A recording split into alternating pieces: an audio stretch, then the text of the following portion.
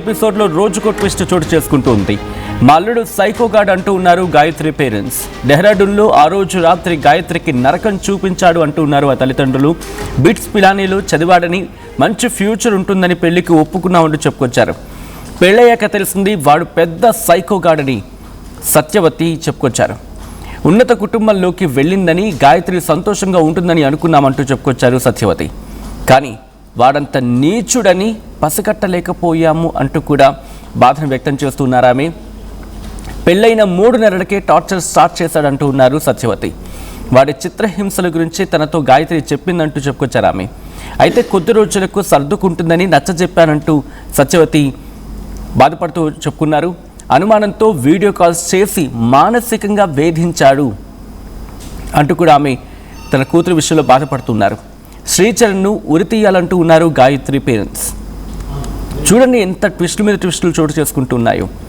బహుశా ఆయన ఏ తల్లిదండ్రులు అనుకుంటారు, ఈరోజు కాకపోతే రేపు, రేపు కాకపోతే ఎల్లుండు, దట్టు చదువుకున్నవాడు, మంచి ఉద్యోగంలో ఉన్నవాడు, ఉన్నత స్థాయిలో ఉన్నవాడు, బాగా చదువుకున్నారు కాబట్టి ఈరోజు కాకపోతే రేపు, రేపు కాకపోతే ఎల్లుండు, కొత్తగా పెళ్ళింది కాబట్టి కాస్త సర్దుకుంటే ఇష్యూస్ క్లియర్ అయిపోతాయని చెప్పి ఆ పేరెంట్స్ కూడా అనుకున్నారు. అదే అంటూ ఉంటారు కదా, మనం ఒకటి తెలిస్తే దైవం ఇంకోటి తెలిసిందని చెప్పి. బహుశా ఈ పేరెంట్స్ అదే ఆ బాధని వ్యక్తం చేస్తూ ఉన్నారు.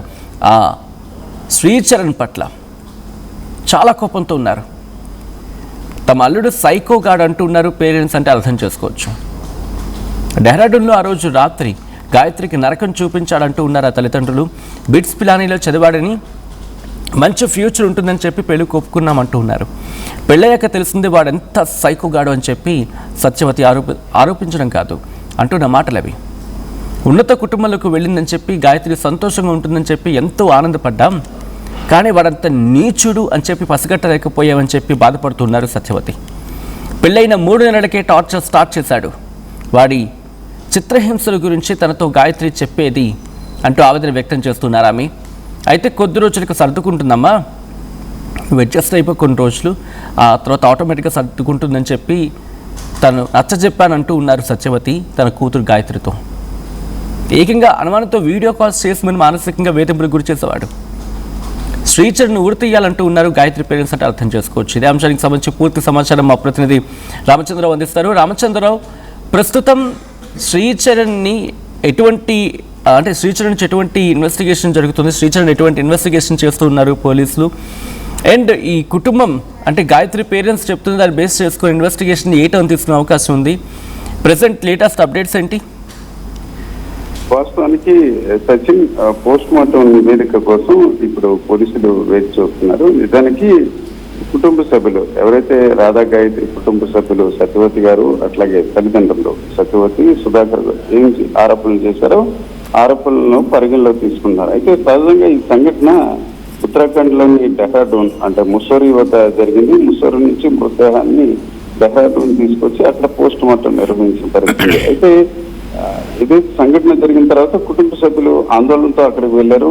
అక్కడ ప్రత్యేకించి ఒక ఫిర్యాదు అంటూ ఏమీ ఇవ్వలేదు. బట్ అక్కడ ఉన్న అదనపు ఎస్పీని కలిసి కొన్ని అనుమానాలు మాత్రం ఈ సంఘటన ఎలా జరిగింది అనే విషయంపై విచారణ జరిపించాలని మౌఖికంగా చెప్పడం జరిగింది. అయితే సహజంగా ఏదైనా విషయంపై లిఖితపూర్వకంగా ఫిర్యాదు ఇవ్వాల్సిన పరిస్థితి. అయితే ప్రస్తుతానికి వారి కుటుంబ సభ్యులు విశాఖపట్నం అంటే విజయనగరం జిల్లా మామిడిపల్లి అంటే జామిమండలంలోను మామిడిపల్లి వాళ్ళ స్వగ్రామం, అక్కడ అంత్యక్రియలు జరిగాయి, అక్కడ ఉన్నారు.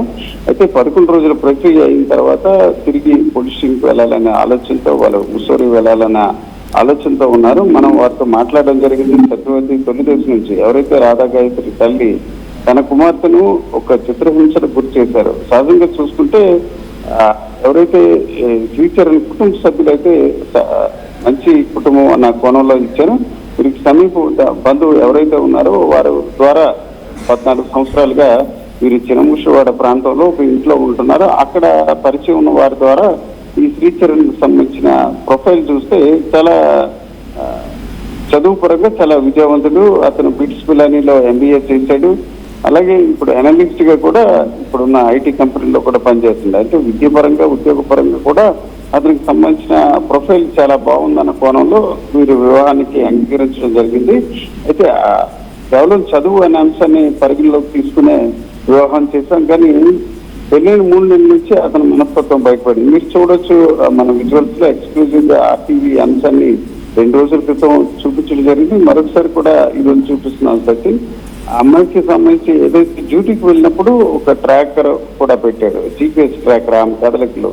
అవి ఆ ట్రాకర్ ఫోటో అయితే ఎవరైతే ఐటీ కంపెనీలో ఆమె ఒక రకంగా అనుమానించి వారందరూ కూడా ఐటీ ఉద్యోగులందరూ కూడా అక్కడ ఉన్న సెక్యూరిటీ ఇతర పెద్దలు కూడా ఇబ్బంది పెట్టినప్పుడు ఆ ట్రాకర్ విషయంపై ఆమెకు గాయత్రికి అవగాహన లేకపోవడంతో ఫోటో తీసుకుని ఆ వరుసకు సోదరికి ఫోటో పంపడంతో ట్రాకర్ అని తేలింది. అయితే మీరు ఆ ఫోటోలో మీరు చూడవచ్చు, అమ్మాయి చేతిలో గోరింటాకు ఉంది. సహజంగా అయితే పెళ్లి అయినప్పుడు గోరింటాకు అలాగే పారని పెడతారు. అంటే ఒక 6 నెలల వరకు అంటే అవి నవవధువుగానే ఉంటుంది. అంటే నవవధువుగా ఉన్న దశలోనే తీవ్ర వేధింపులు, అంటే ఇండైరెక్ట్ గా డైరెక్ట్ గా ఎక్కడికి వెళ్ళావు, ఎవరితో వెళ్తున్నావు, క్యాబ్ లో మీ పక్కన ఎవరు కూర్చున్నారు, ఈ డ్యూటీలో ఎవరున్నారు, ఇంట్లో సిసి కెమెరాల దృశ్యాలు, ఇవన్నీ కూడా ఒక రకంగా మానసికంగా టార్చర్ గురైంది.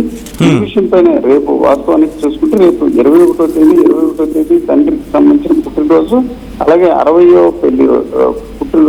పుట్టినరోజు. ఒక రకంగా షష్ఠి పూర్తి, దాంతోపాటు అన్నవరం వ్రతం చేయాలి, పెద్దనాన్న వ్రతం చేసుకోవాలని నిర్ణయించారు. నిజానికి శనివారం ఆమె రావాల్సి ఉంది విశాఖపట్నం వచ్చి ఆదివారం వాళ్ళ వసంత విహారాన్ని అపార్ట్మెంట్ లో ఉంటున్నారు కుటుంబ సభ్యులు సుధాకర్ గారు, సత్యవతి. అక్కడ తల్లిదండ్రులకు వాస్తవానికి వారి కుటుంబంలో వారసత్వంలో ఎక్కడ కూడా షష్ఠి పూర్తి అన్నది అచ్చి రాలేదు. కాబట్టి సత్యనారాయణ వ్రతం చేసుకోవాలని వారు నిర్ణయించారు. అయితే అల్లుడు శ్రీచరణ్ మాత్రం షష్ఠి పూర్తి కూడా చేసుకోవాలని సూచించడం జరిగింది. ఇవన్నీ కూడా ఒక శుభకార్యం జరుపుకునే క్రమంలో ఈ రకంగా ఒక విషాదంలో కుటుంబం చేరిన పరిస్థితి. ఈ దశలో విశాఖ పోలీసులు డీసీపీ లతా మాధురికి కూడా దీనికి సంబంధించి వారు లిఖితపూర్వకంగా ఫిర్యాదు ఇవ్వడం జరిగింది. గురువారం డీసీపీని కలిసి దానికి సంబంధించిన ఫిర్యాదు ఇవ్వడం జరిగింది.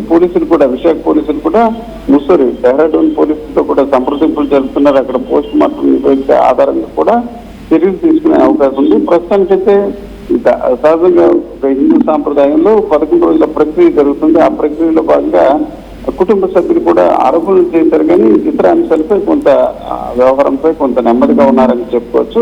ఆశ్చర్యకరం ఏంటంటే సచిన్, ఈ ఎవరైతే చనిపోయిన లతా మాధురి, ఎవరైతే రాధా గాయత్రికి సంబంధించిన అంత్యక్రియల దహన సంస్కారాలంతా కూడా శ్రీచరణ్ తండ్రి చేశారు. అంటే వాస్తవానికి వారి ఇంటి పేరు కోడలు కాబట్టి తమ వారసత్వంగా భావించి వారి కుటుంబ సభ్యులు మొదటి నుంచి కూడా సత్యవతి కుటుంబ సభ్యులు ఎవరైతే మన అమ్మాయి చనిపోయిన వ్యక్తి ఉన్నారో వారికి సంబంధించి అత్తమామలు చాలా కూతురులాగే చూసుకున్నారు. నిజానికి చూసుకుంటే ఢిల్లీలో కూడా ఆమె అత్తమామలు అలాగే ఆడపడుచుతో కలిసి నివసిస్తున్నారు. కానీ శ్రీచరణ్ వ్యాపారం మాత్రమే భిన్నంగా ఉన్నాయి. ఆయన మానసికంగా మీరు ఆ ఆరోపణలో ఆర్టీవీలో ముందుగా మనతో మాట్లాడడం జరిగింది. తల్లి ఒక సైకో మాదిరిగా తయారయ్యాడు. ఆ సైకో తత్వం వల్లే తన కుమార్తెను వేధించారు. నిజానికి చూసుకుంటే ఈ శనివారం అంటే ఇదే రోజు విశాఖపట్నం వచ్చి 2 నెలల పాటు విశాఖపట్నంలో ఉంటూ వర్క్ ఫ్రమ్ హోమ్ చేయడంతో పాటు కుటుంబ పెద్దలను అతని ప్రవర్తనపై ఏ రకంగా ఉంది, తను తిరిగి కాపురానికి వెళ్ళాలా లేదా, లేకపోతే అతని ప్రవర్తన మార్చుకునే ప్రయత్నం చేయాలి, ఇట్లాంటి అంశాలపై ఒక పెద్దరికంతో ఆలోచన రాధా గాయత్రికి చేసింది. ఇదే అంశాన్ని తల్లికి చెప్పడం జరిగింది. తల్లి కూడా మన అందరికి కూడా ఆ విషయాన్ని ఎక్స్ప్లెయిన్ చేయడం జరిగింది. మొత్తానికి బ్రిటిష్ పిల్లానిలో చదివాడన్న కోణంలో అతనికి ఇవ్వడం జరిగింది. అయితే అతను సైకో మాదిరిగా వ్యవహరించి తన కుమార్తె మరణానికి కారణమయ్యారని కుటుంబ సభ్యులు, ప్రధానంగా తల్లి సత్యవతి, తండ్రి సుధాకర్ ఆరోపిస్తున్నారు. Right Ramachandra, thanks for the update. మొత్తానికైతే గాయత్రి ఎపిసోడ్లో రోజుకో ట్విస్ట్ చోటు చేసుకుంటూ ఉంది. మా అల్లుడు సైకోగాడ్ అంటూ ఉన్నారు గాయత్రి పేరెంట్స్. డెహ్రాడూన్లో ఆ రోజు రాత్రి గాయత్రికి నరకం చూపించాడంటూ కూడా ఆ తల్లిదండ్రులు ఆవేదన వ్యక్తం చేయడం జరుగుతోంది. బిట్స్ పిలానీలో చదివాడు, మంచి ఫ్యూచర్ ఉంటుంది అని చెప్పి పెళ్లికి ఒప్పుకున్నాం, లేకపోతే ఒప్పుకునే వాళ్ళని కాకపోయి ఉండేవాళ్ళమేమో అని మాట చెప్తున్నారు వాళ్ళు. పెళ్ళయ్యాక తెలిసింది వాడు పెద్ద సైకోగాడని అంటూ సత్యవతి చెప్పుకొచ్చారు. ఉన్నత కుటుంబంలోకి వెళ్ళిందని గాయత్రి సంతోషంగా ఉంటుందని చెప్పి అనుకున్నాం, కానీ వాడంత నీచుడు అని చెప్పి మేము పసిగట్టలేకపోయాం అంటూ బాధపడుతుందా తల్లి. పెళ్ళైన 3 నెలలకే టార్చర్ స్టార్ట్ చేశాడంటూ చెప్పడం ఆ వ్యక్తిత్వాన్ని బయటపెడుతూ ఉంది. వాడి చిత్రహింసల గురించి తనతో గాయత్రి చెప్పిందంటూ చెప్పుకొచ్చారు సత్యవతి. అయితే కొద్ది రోజులకు సర్దుకుంటుందని చెప్పి నచ్చజెప్పాడంటూ ఇన్ఫ్యాక్ట్ నచ్చజెప్పడం జరిగింది గాయత్రికి అని చెప్పి సత్యవతి చెప్పుకురావడం అక్కడ పరిస్థితిని అర్థం పడుతుంది. మీరు చూడొచ్చు జీపీఎస్ ట్రాకర్, అది ఎంత అనుమానం అంటే జీపీఎస్ ట్రాకర్ కూడా తన బ్యాగ్లో దొరికిందంటే అర్థం చేసుకోండి. బట్ రిమెంబర్, అది తను పెట్టాడా లేకపోతే భర్త మీద ఉన్న డౌట్తో గాయత్రి ఆ జీపీఎస్ ట్రాకర్ని క్యారీ చేసేదా? ఇలా అన్ని కోణాలు కూడా విచారణ జరుగుతూ ఉంది, ఇన్డెప్త్ విచారణ జరుగుతోంది. డెహ్రాడూన్ పోలీసులతో అండ్ ఏపీ పోలీసులు కూడా కోఆర్డినేట్ చేసుకుంటూ ఉన్నారు. మొత్తంగా ఇన్వెస్టిగేషన్ స్పీడప్ అవుతూ ఉంది. అసలు విషయం బయటపడే ఆ సందర్భం బహుశా కొద్ది రోజులు బయటపడవచ్చు పూర్తిగా. ఈ కథను మిమ్మల్ని కాస్త కలవరపరచవచ్చు. దీనికి సంబంధించి తగిన జాగ్రత్తలు తీసుకోవాలని ఆర్టీవీ సూచించడం జరుగుతోంది. This is our disturbing content, video discussion is highly advised. Right, ఇదే అంశానికి సంబంధించి ఆ కుటుంబంతో, ఆ తల్లిదండ్రులతో ఆర్టీవీ మాట్లాడింది. మా ప్రతినిధి రామచంద్రరావు వాళ్ళతో మాట్లాడారు. వాళ్ళు గాయత్రి గురించి తమ బాధను వెలుబుచ్చుకుంటూ ఉన్నారు. ప్రేక్షకులతో, ఈ సమాజంతో ఏమంటూ ఉన్నారు చూద్దాం. సహజంగా పిల్లలపై చాలా ప్రేమ అందరి తల్లిదండ్రుల్లో ఉంటుంది. కానీ ఈరోజు చూసుకుంటే రాధా గాయత్రి వ్యవహారం కొంత భిన్నంగా ఉన్న పరిస్థితి ఉంది. వాస్తవానికి తల్లిదండ్రులకు ఎంతో ప్రేమగా పిల్లల్ని తల్లిదండ్రులు చూస్తారు, కానీ చూస్తే తల్లిదండ్రులకే ఆమె ఎంతో ప్రేమగా చూసే ప్రయత్నం చేసినట్టు అపార్ట్మెంట్లో ఉన్న వారి మాటలు బట్టి మనకు తెలుస్తుంది. అక్కడ చిన్నముషువాడలో చాలా మందితో మాట్లాడితే తండ్రికి మంచి ఇల్లు ఉండాలి, ఆ ఇంట్లో వారు హాయిగా ఉండాలి, ఇట్లాంటి ప్రయత్నం ఆమె చేశారని వారి మాటల్లో చెప్తుంది. ఈ దశలో ఒక రకంగా మనకి కొంత బాధాకరం. ఒక మరణించిన కూతురు విషయంపై చాలా వరకు తల్లడిల్లిన కుటుంబ సభ్యులు మనతో ఉన్నారు. సత్యవతి గారు, అలాగే సుధాకర్ గారు, రాధా గాయత్రి తల్లిదండ్రులు. వీరు విజయనగరం జిల్లా జామి మండలంలోని మామిడిపల్లి అనే గ్రామంలో వారి స్వగ్రామంకి ఇక్కడ చేరుకున్నారు. ఇక్కడే రాధా గాయత్రికి సంబంధించిన అంత్యక్రియల ప్రక్రియ కూడా బుధవారం జరిగింది. అమ్మ నమస్తే. అంటే ఇది ఒక బాధాకరం, అంటే మా ఇంట్లో కావచ్చు ఎవరింట్లోనే ఇట్లాంటి అంశం అప్పుడు మాట్లాడాలంటే కొంత బాధ ఉంటుంది, కానీ తప్పదు, సమాజానికి తెలియాలి, మీ ఆవేదన బయట ప్రపంచానికి తెలియజేయాలనే క్రమంలోనే నేను మీ దగ్గరికి రావడం జరిగింది. అమ్మ పాపతో ఎట్లా ఉండేది మీకు అనుబంధం? అంటే సహజంగా ప్రతి తల్లికి ఉంటుంది, మీకు ఎట్లా ఉండేది? నా పాపే నా ప్రాణం, దాని ప్రాణమే నేను, నా ప్రాణమే అది. నాకు లేక ఒక పాప, అది పంచ ప్రాణాలతో పెంచుకున్నా. అది నడిస్తే దాని కాళ్ళకు ముళ్ళు గుచ్చుకుంటాయి అనే దీంతో పువ్వుల్లో పెట్టి పెంచాం.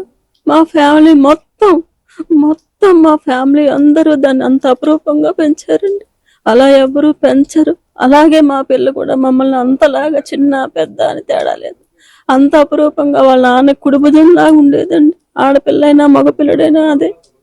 దాని వయసుకు తగ్గట్టు పనులు చేస్తూ ఉండేది. వాళ్ళ నాన్నని ఎంత బాగా చూసుకుండేది. అమ్మా నీకేంటి కావాలి అని అడిగి నోట్లో మాట ఉంటే చేసేదండి. అది చిన్న వయసులోనే స్కూటర్ నేర్చుకుంది. వాళ్ళ నాన్నని తీసుకెళ్తుండేది ఎక్కడికి, కారు డ్రైవింగ్ చేసి, డాడీ నేను ఉన్నాను, నీకు భయం లేదు, డాడీ నేను అన్ని చేస్తాను. మాకైతే ఏమీ తెలియదండి. ఇది నాకు ఫోన్ పేలు కానీ ఫోన్లోనే ఏమైనా చేయడం కానీ మాకేం తెలియదండి. దాన్ని టీవీకి వేయడం కూడా మాకు తెలియదండి. టీవీలో డబ్బులు వేసుకోవడం కూడా మాకు తెలియదండి. అమ్మ టీవీ ఆగిపోయింది, నేను చేస్తాను, కంగారు పడకండి. అలాగే నా తల్లి మా ఇద్దరిని అంతలా పెంచి మా ఇద్దరిని దాని పిల్లల్లా చూసుకున్నదండి. దాని పిల్లల్లా చూసుకుని మాకు తెలియదండి. పెళ్లి చేసుకుంటావా అమ్మ మేము అడిగాము దాన్ని. అలాగే అమ్మ చేసుకుంటాను, మీకు నచ్చాలి, అందరికీ నచ్చే సంబంధం తప్ప నాకు నచ్చింది నేను చేసుకోను అని చెప్పింది. సరే అన్న. మా పక్కనే 14 ఏళ్ళు మాకు వాళ్ళకి పరిచయం, వాళ్ళు ఉన్నారు. ఆవిడ అన్నారు, మా చెల్లెలు గారు అబ్బాయి ఉన్నాడండి మంచివాడు, గాయత్రిని నేను 14 సంవత్సరాల నుంచి చూస్తున్నాను. మా అమ్మాయి పేరు రాధా గాయత్రి అండి. 14 సంవత్సరాల నుంచి చూస్తున్నాను, ఆ అబ్బాయికి ఇచ్చి చేద్దాము, చాలా మంచివాళ్ళండి అని. సరేనండి అన్న. ఆ అబ్బాయిని కూడా అడిగాము, మా పాపని అడిగాం. సరే నచ్చుకున్నారు ఇద్దరుని. ఆ అబ్బాయి కూడా నేను ఇష్టపడ్డానండి. నాకు ఈ అమ్మాయి తెలుసు, 14 ఏళ్ళు. వాళ్ళ చెల్లి ఆ పిల్లడికి అక్క, మా పాప, ఇద్దరు ఫ్రెండ్స్, వీళ్ళిద్దరు ఒకటే కాలేజీ. అలాగేనండి అన్నారు. పెళ్లి వరకు వచ్చాం, పెళ్లి అన్ని చేసుకున్నాడు, అన్ని బాగానే అయ్యాయి ఇంతవరకు. ఆ పిల్లడి మీద మాకు అప్పుడు ఏమీ తెలియదండి. ఇలా అనేసి అప్పుడే తెలుసుంటే మేము చెయ్యం. ఆ తర్వాత నా పిల్ల చెప్పడం మొదలు పెట్టిందండి. పెళ్ళి అయిపోయిన తర్వాత హైదరాబాద్లో ఉండేది, ఉద్యోగం దాన్ని. వాడికి పూణేలో జాబ్, ఢిల్లీ ట్రాన్స్ఫర్ పెట్టుకోవాలని ఫస్ట్ వాళ్ళు కండిషన్ పెట్టారు. అది ఓకే అందండి మా అమ్మాయి. నేను ఢిల్లీకి పెట్టేసుకుంటాను, వచ్చేస్తాను. ఇవాళ రేపు ఉద్యోగాలు ఇలా పెట్టుకొని అలా వచ్చావు కదండి. వచ్చిన దానికి పెట్టుకుంది, ఢిల్లీకి వెళ్ళిపోతాను. ఆ వెళ్ళే లోపు నువ్వు హైదరాబాద్లో ఉండి ఆఫీస్కి వెళ్ళేటప్పుడు వీడియో కాల్ చెయ్యి. నీ బండి మీద అండి, దానికి బండి కొన్నాం మేము, బండి మీద వెళ్ళేది దగ్గరే, రాత్రులు క్యాబ్ అంటే భయం అనేసి వాళ్ళ నాన్నగారు దానికి 4 కిలోమీటర్ల దూరంలో ముందు క్యాబ్లోనే వెళ్ళేది. తర్వాత బండి కొన్నది వాళ్ళ నాన్నగారికి కొంది. అది పెళ్ళయ్యి వెళ్ళిపోతాను డాడీ, నా బండి నీ కోసం, నీది పాత బండి అయిపోయింది కానీ వాళ్ళ నాన్నగారికి బండి కొంది. అక్కడ కొంది, నేను వాడి నీకు ఇస్తాను డాడీ అంది. అలాగే అమ్మ అన్నాం. అంతే. ఆ బండి మీద వెళ్తూ ఉంటే వీడియో కాల్ చేసి, పెళ్ళైన తర్వాత అనుమానం పెడకూడదు కదండి. నీ వెనకాతలు ఎవడున్నా, ముందు ఎవడున్నా అడిగేవాడు. బండి మీద వెళ్ళేటప్పుడు ఏంటి ఈ పిల్లడి బిహేవియర్ ఇలా ఉంటుందా అనుకునేది నా కూతురు. అంతే. అవి బాధపడలేదండి. అది ఎప్పుడు వెళ్ళేది, ఆఫీస్కి వెళ్ళి వచ్చేది. ఆఫీస్లో కూడా వెళ్ళి కూర్చోగానే వెనకాతలు వీడియో కాల్ చెయ్యి, ఎవడున్నాడు వెనకాతలు, ముందు ఎవడున్నా, ఇదేంటి ఇలాగా అని నాతో ఒకసారి అడిగింది. అమ్మ ఇప్పుడు పిల్లల మెంటాలిటీ అలాగే ఉంది, వాళ్ళు కల్చర్ అలాగే ఉంటున్నది కాబట్టి సర్దుకోవాలి మనమే అని చెప్పానండి దానికి. అలాగే అమ్మ అంది. అలా కొన్నాళ్ళు గడిచిపోయిందండి. బాగానే ఉన్నారు అనుకున్నాం. ఆ అబ్బాయి అక్కడ ఇది ఇక్కడే ఉండేవారు తప్ప వాళ్ళిద్దరూ కలిసి 10 రోజులు కూడా ఎప్పుడూ లేరండి. వాళ్ళకి ఆఫీసు, దీనికి ఆఫీసు. వెళ్ళలేదు, ఎక్కడ ఉండలేదు. ఢిల్లీ వెళ్ళారు, 15 రోజులు ఉన్నారు, అంతే. అయిపోయింది, వచ్చేసారు. ఆ తర్వాత ఒక రోజు ఏం చేసిందంటే మా మేనత్త గారికి చాలా సీరియస్గా ఉందని ఓ టెలిగ్రామ్ వచ్చింది, దానికి ఫోన్ వచ్చింది. తను మాతో వచ్చేసింది. దానికి ఆఫీస్ బ్యాగ్ అక్కడ వదిలేసి వచ్చేసిందండి. ఈ అబ్బాయి ఉన్నాడు అప్పుడు అక్కడ. తను వెళ్ళిపోతాడు పూణే, మేము ఇటు వచ్చేస్తున్నాం అన్నప్పుడు ఆ అబ్బాయి ఉండిపోయాడండి. నైట్ ఉండిపోయి జీపీ ట్రాగర్ ఉంటుంది కదా, ట్రాకరా నాకు అదే తెలియదు, అలాంటివి కూడా మాకు తెలియవండి ఏమిని. అది చిన్నది బ్యాగ్ కన్నం పెట్టి అందులో పెట్టేశాడండి. అది పాపకు తెలియదండి అలా జరిగిందని. ఇక్కడి నుంచి ఇవన్నీ అయిపోయాక వెళ్ళిపోయింది. ఇది చాలా బాధతో వెళ్ళిపోయింది. ఆవిడ చాలా మమ్మల్ని బాగా చూసేది, ఆవిడ చనిపోయింది. సరే ఆ బాధలో వెళ్ళిపోయింది మా పిల్ల. అక్కడికి వెళ్ళిన తర్వాత ఆఫీస్కి వెళ్ళాక తెలిసింది. ఒకరోజు సైలెంట్గా ఆఫీస్ ఉంటే అది కీమా సౌండ్ వచ్చిందంట. వాచ్మ్యాన్ ఉంటాడు కదండి, అతను వచ్చి గబగబని అడిగాడంట, ఏంటమ్మా ఇది ఎక్కడ వస్తున్నదండి. దీని బ్యాగ్లో వచ్చేసరికి దీన్ని అరెస్ట్ చేస్తామని అందరూ వచ్చారంటండి, పోలీసులతో సహా. అమ్మ ఏంటిది, నాకు ఏమర్థం. రాత్రి 11 గంటలకు ఫోన్ చేసి అడిగింది. నాకు అర్థం కావట్లేదమ్మా. దాని కొలీగ్స్కి ఫోన్ చేస్తే వాళ్ళందరూ వెళ్ళారు అక్కడికి. వెళ్ళి ఏంటమ్మా ఇది ఏంటంటే వాళ్ళన్నీ దాన్ని చెక్ చేసుకుని, అంటే అది ఆఫీస్ టు ఆఫీస్ ఏవైనా మెయిల్స్ వెళ్ళిపోతాయి ఏంటో అనేది అలా అనుకున్నారంట. కాదు, వాళ్ళ హస్బెండే పెట్టాడు, ఈ అమ్మాయి మీద అనుమానం వచ్చింది, అనుమానంతో పెట్టుకున్నాడు అనేసి, అమ్మాయి ఇదేంటి ఇలా చేశాడు. వాడికి వెంటనే ఫోన్ చేసి నేను చేయలేదు అని మాటే చెప్పుకోవచ్చు. అలా అంటే ఈయన నాకు తెలిసిన వాళ్ళు ఉన్నారు, పోలీస్ కంప్లైంట్ చేస్తామండి, మేము చేస్తామనే గాబరాలో తను వచ్చి మొత్తం తారుమారు చేసేసాడండి. చేసి ఏది లేకుండా చేసాడు, కామ్ చేసుకున్నాడు. సరే అయిపోయింది. అప్పుడు అమ్మ ఫోన్లే, వాడు పాపను వాడే పోతాడు అన్నది నా కూతురు. వదిలేసాం ఇంకెందుకని, అది అయిపోయింది. ఇంకా అస్తమాటికి ఢిల్లీ వెళ్ళిన తర్వాత కూడా ఇప్పుడు ట్రాన్స్ఫర్ పెట్టుకుని ఢిల్లీ వెళ్ళిపోయింది. వెళ్ళాక వాళ్ళ అత్తగారు మామగారి దగ్గర ఎంత చక్కగానో చూసుకుంటారు వాళ్ళు. వాళ్ళలా ఎవరు చూడమేమో, మాలాగే చూస్తారు వాళ్ళు. ఈ అబ్బాయి ఫోన్ చేసి అస్తమాను టార్చర్ పెట్టడం మొదలుపెట్టాడు. నువ్వు ఎవరితో మాట్లాడుతున్నావు, ఎక్కడికి వెళ్తున్నావు, క్యాబ్లో ఎవరు కూర్చుంటారు. ఆఫీస్ క్యాబ్ అండి, వారానికి ఒక్కసారే వెళ్తుంది అమ్మాయి బయటికి. ఆ వెళ్ళేటప్పుడు ఆఫీస్ క్యాబ్లో 4 మధ్యలో కూర్చుని వెళ్తుంది. ఎవడు కూర్చున్నాడు, పక్కన ఎవడు, ఇటెవడు, అటెవడు, ముందు నువ్వు వీడియో కాల్ చేసి నాకు చూపించాలి. అదేంటి తెల్లవారు ఎక్కుతారు, ఎవరి పనులు వాళ్ళు పడుకుంటారు అన్నా వినేవాడు కాదంట. చాలా ఇబ్బంది పెట్టేవాడు అంట. అక్కడికి వెళ్ళిన తర్వాత ఆఫీస్లో కూడా ఇదే బాధ అంట. రోజుకి మొత్తానికి కనీసం ఒక 20 సార్లు 30 సార్లు వీడియో కాల్లే చేసేవాడంట. నేనేమి ఆఫీస్ చేస్తాను అని వాళ్ళ అత్తగారు మామగారు కంప్లైంట్ చేసింది నా కూతురు. వాళ్ళు తిట్టారు, వాళ్ళు కొట్టారు వాళ్ళ అబ్బాయిని, అన్నీ చేశారండి. ఇంత షాడిజం, ఇంత సైకో అనేది మాకు ఆ పిల్ల ఇప్పుడు చెప్పిన తర్వాత తెలిసిందండి. ఇప్పుడు టూర్ వెళ్ళినప్పుడు కూడా నేను అడిగానమ్మా, వాళ్ళ అత్తగారిని పర్సనల్గా అడిగాను, ఏమండి వాళ్ళిద్దరు ఎలా ఉన్నారు, వాళ్ళు బాగుంటేనే పంపించండి లేకపోతే వద్దు అంటే, నేను అదే అడుగుతానండి, వాళ్ళు ఏమనుకుంటారో అన్నది. ఏమనుకోరు, రాత్రి అడుగుతాను అలా అంటేనే పొద్దున్న వెళ్తారు అన్నారండి. 13వ తారీఖుని శుక్రవారం ముందు రోజు రాత్రి అడిగిందిట, బాగానే ఉన్నారు. ఆ అమ్మాయి కూడా చెప్పిందంట, లేదు బాగానే ఉన్నాం అన్నారట. అంతే వెళ్ళిందండి, తీసుకెళ్ళాడు. అమ్మ, ఎక్కడి నుంచి బయలుదేరారు ఇద్దరు? అంటే గురుగావ్ నుంచి బయలుదేరారా లేకపోతే అంటే వీళ్ళు ఢిల్లీలో అమ్మాయి ఉంటుందా? ఢిల్లీలో ఉంటుందండి. ట్రాన్స్ఫర్ ఫిబ్రవరిలోనే ఢిల్లీకి పెట్టుకుందండి. మేమిద్దరు వెళ్ళాము, తీసుకెళ్లి దింపేవండి. ఢిల్లీ తీసుకెళ్ళి అత్తగారు మామగారికి అప్పచెప్పేసారు. శ్రీచరణ్ కూడా పూణే నుంచి ఢిల్లీ లేదు, శ్రీచరణ్ ఢిల్లీ పూణేలోనే జాబు. ఆ అబ్బాయి ఇప్పుడు 5వ తారీఖుని ఢిల్లీ వెళ్ళాడండి అబ్బాయి. వాళ్ళంతా గారాబంగా చూసుకుంటున్నారు. ఈ చిన్నదే కదా అని మేము సర్ది చెప్పేవారు నా కూతురికి తప్ప, వద్దమ్మా వచ్చి అని ఏ రోజు చెప్పలేదండి. అది ఫైనల్ గా చెప్పడం ఏంటంటే నిన్న రావాలండి నా కూతురు, నిన్న మా ఇంటికి రావాలి చెప్పింది. అమ్మా నేను వచ్చానంటే 2 నెలల వరకు మొహం తెచ్చుకుని వస్తాను, మీ అందరితోనే కూర్చొని మాట్లాడతానమ్మా, మాట్లాడి మీరు ఏ నిర్ణయం చెప్తే అదే తీసుకుంటాను అని చెప్పిందండి నా కూతురు. నాకు ఏమమ్మా నన్ను ఎందుకో నాకు అలా అనిపించింది, మేము వస్తాము అని. అంతే. ఈ మధ్యలో నా అబ్బాయి బర్త్డేకి వెళ్తున్నారు అని వాళ్ళ అత్తగారు చెప్పారు.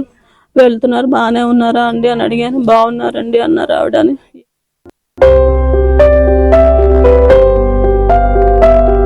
చిన్న చిన్న ఆనందాలు 35 ఏళ్లుగా నా జీవితంలో లేవు. 35 ఏళ్లుగా నేను డైపర్లలో బ్రతికాను. 6 సెంటీమీటర్ల ఫిస్టులా నా మూత్రాశయంలో లీకు కారణమైంది. ఎవరూ నాకు సహాయం చేయలేకపోయారు. AINUలో వైద్యులను కలిసే వరకు. అక్కడ వారు రోబోటిక్ శస్త్రచికిత్సతో నాకు పరిష్కారం ఇచ్చారు. వారు నా ఆత్మవిశ్వాసాన్ని కూడా తిరిగిచ్చారు. Precision Care makes it possible. The Center for Robotic Surgery at AINU